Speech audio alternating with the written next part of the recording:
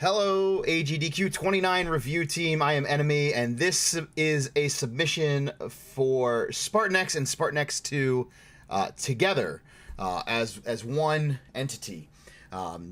Spartan X is the Japanese version of Kung Fu, what we know it as in the States. Spartan X2 is the sequel to that, did not come out here. Individually, both a little short. Together, it was suggested to me maybe submit it in that way, and that's what I'm doing here today.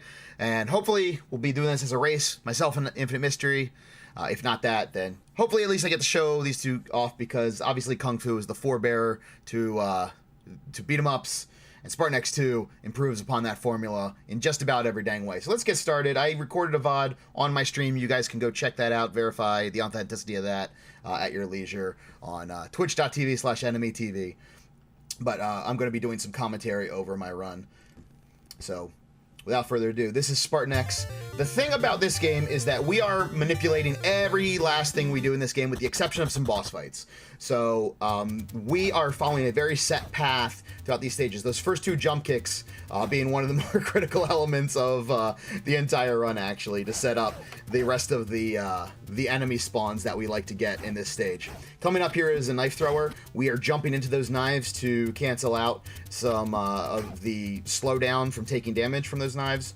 We want to take as much damage as possible in each stage without actually dying, because that's going to allow us to save time during this stage transition portion. When you have a full health bar, it takes 100 frames to drain from full to empty during the end of stage transition. So the lower you are at, the less time it takes to scroll that down. This game also does have frame rules a la Super Mario Brothers, so you can get caught up in those. This is our one jump punch in the game. You don't have to do a jump punch there, you can do a jump kick, but I feel bad for the jump punch, so I use it there.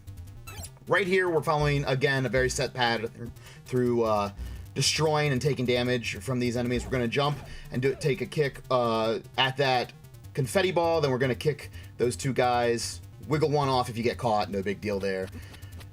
We do a lot of gripping in this game. We let the enemies grip us. And that not only takes a little bit of damage away from us, but also can be faster to get rid of them rather than turning around and attacking them. So that's one of the strategies we employ. As you can see, we're just making quick work of these bosses, getting right up against them, and using that jump kick, which is the most powerful attack in the game.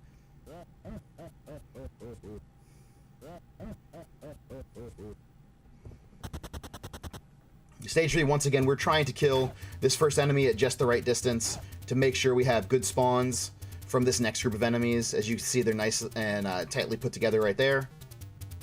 So that's a good setup.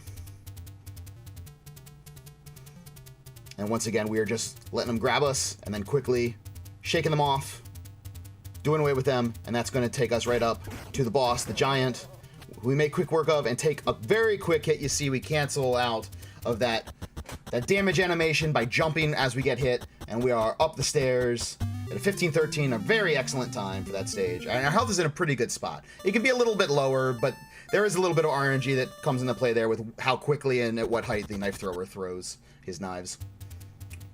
In this stage, we want to set up proper movement that's going to help us defeat the boss in a very quick way. So right here, we take some damage from the poison moths.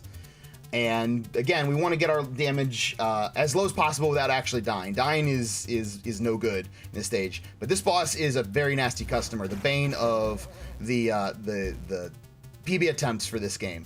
But as you see there, I set him up where he threw all of his attacks at the level where I could duck underneath of them. And that set me up for a safe strat. Not the fastest possible way to do that, but it is nice and safe for a marathon. And we are off to the final stage of Spartan X, aka Kung Fu.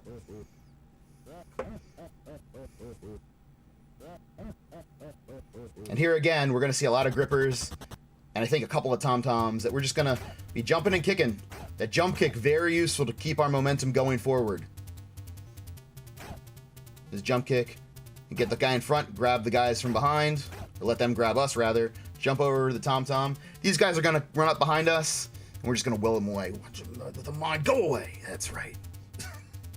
And here is the final boss, Mr. X. We want him to be cooperative, and he is right there when we get to the screen break, and that'll do it. Swapping over now to Spartan X2, the sequel to Kung Fu. Came out only in Japan, and as you'll see very quickly, improved graphics and improved music all the way through. And different boss fights as well. Now in this game, rather than doing jump kicks all the time, we're going to be making use of spinning punches, as you see me doing there. The spinning punches allow you to kill enemies both in front and behind you at the same time. Very useful technique. We use jump kicks sparingly. If you jump kick an opponent from too far away, you will get knocked back and it'll cause you a little bit of slowdown. But if we do it just right, we're able to keep our pace nice and fast. So here is our first boss. We're going to do a couple jump kicks and a couple of uppercuts, which is our super powerful attack in this game. And that'll do it for our first boss. Just like that. If you wait around, he'll start shooting fire at you. We don't want any of that. We skip a cutscene right there. We skipped it very fast. You couldn't hear any music during the transition, so that was a good one. Just using our up to jump to get across this conveyor belt as quickly as possible. Use that box to boost forward and do our little spinning punch to get rid of the guy sandwiching us in that situation. And here we see the guys coming down from the ropes. We can use some of them to boost us forward. We don't want to take too much damage. It's a balancing act, of course, but we can certainly take some damage to save a little bit of time and getting boosted forward. We get into the boss here, and now we set up a really cool quick kill where we go past his initial attack and do 2 uppercuts. So you see he's already down below half health. We follow up with a couple jump kicks, and that is it for the boss. So we got the good pattern there, and we capitalized on it, and very quickly did away with the stage 2 boss. And now you see you regain some health at the end of each stage, not all of your health, but some health, and we are back up to full health, setting us up very nicely for the start of stage 3 here. In this stage, we see the introduction of hoverboards. Those enemies, if they come from behind, will never attack you as long as you keep moving forward. As you see, I got caught up there a little bit, so he's attacking me. Right now, we're going to set up a box skip. So you see this crate that falls down, and we're going to jump over it. And normally, there'd be a second crate right here, but because I was far enough to the right of that first crate while it passed underneath of me, I was able to skip spawning another one. That saves a couple 3 and 4 seconds. And here we are at the boss, who's going to look very suspiciously like Bluto from Popeye. And again, we're going to do some jump kicks to get close, some uppercuts. Now, we can't attack after our 3rd successful attack in a row. Every 3 attacks on Bluto, he will do 1 attack where he is invincible. So we have to stop and wait, but then we charge up our uppercut, blast him as soon as he's able to be attacked again, and he goes down real quick. That's something we start to see from the bosses as we go on in this game, is that after 3 successful hits, or 2 successful hits in some cases, they become invulnerable for a period of time. And we'll see that for this boss here. This is a very damage-intensive stage. You want to definitely watch how much damage you take, because you can be set up in a very poor situation once you get past the checkpoint of this stage. This is one of 3 stages in the game with a checkpoint. And we get the lucky health drop there. It's a pretty rare health drop to get, but oftentimes you get health drops in this section of the game. So right here we have the ladies with the clubs. They run at you from behind and they can boost you forward. And also you see the gorilla popping up out of that little porthole at the bottom of the screen. He drops health very often, and the combination of him and the club ladies get you through the stage very quickly. And now we're on to fight our gorilla friend. And he gave me the bad pattern right there. He jumped immediately instead of walking towards our position. But you see we're using our uppercuts once again, and still making quick work of him despite his lack of cooperation. And now we fight our Simon Belmont friend. So there's our 3 attacks, and now I'm just jumping over his invulnerable attacks. And I'm going to do another uppercut and a quick punch, and that'll be it.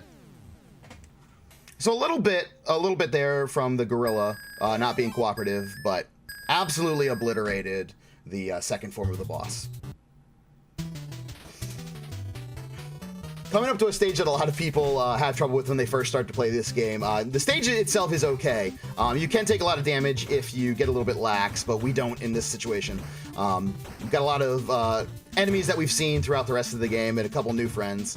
And there we see those bamboo shoots are conspicuous. Oh my goodness, they're ninjas. Those are their snorkels, and we can just jump over the ninja stars or use them to boost forward, either way, depending on our health situation. We're looking here for a health drop. When we get one, it's always nice to have full health for this fight.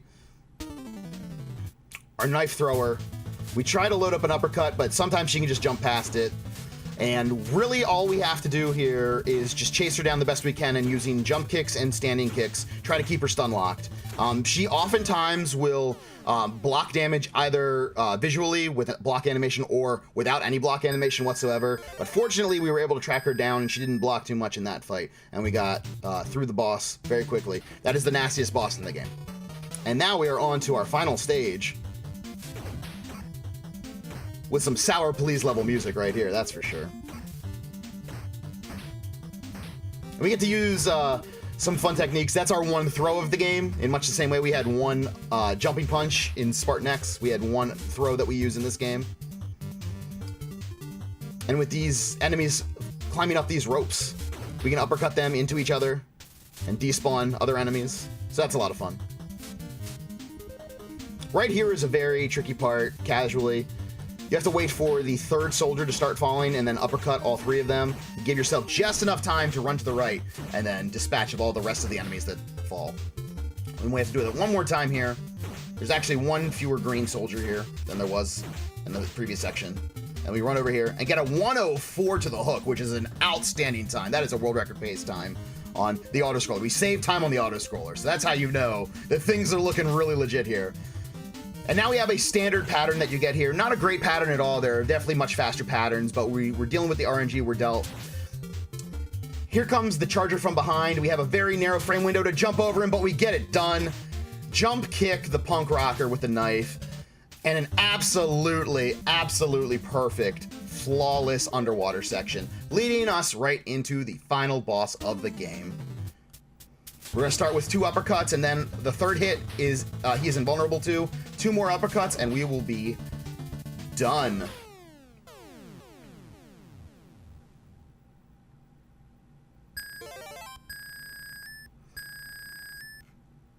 And there you see the time right there. These are the splits from that run. I didn't have the splits running while I did the playback VOD. But yes, there it is indeed. Spartan X and Spartan X2 as a combination. It makes it a little bit more substantial run time-wise, so a little bit more valuable perhaps as far as a GDQ submission goes. A little bit more bang for the setup buck in that way. Because all we have to do is swap a cart. Not a big deal. I have both of them for my Famicom. You can also do it on the NES with the 72 pin and the Power Pack or EverDrive. No problem there. But thank you very much for your consideration. These games are a little bit more under the radar, and maybe not as feature intensive as some other submissions. But I mean, Kung Fu is what really got me going in speedrunning. So it'd be a pleasure to be able to run these at GDQ, the pair of them, and show off some of the precursors to what would become some great beat 'em ups throughout history. So thanks very much for your consideration, and we'll see what happens. Thank you.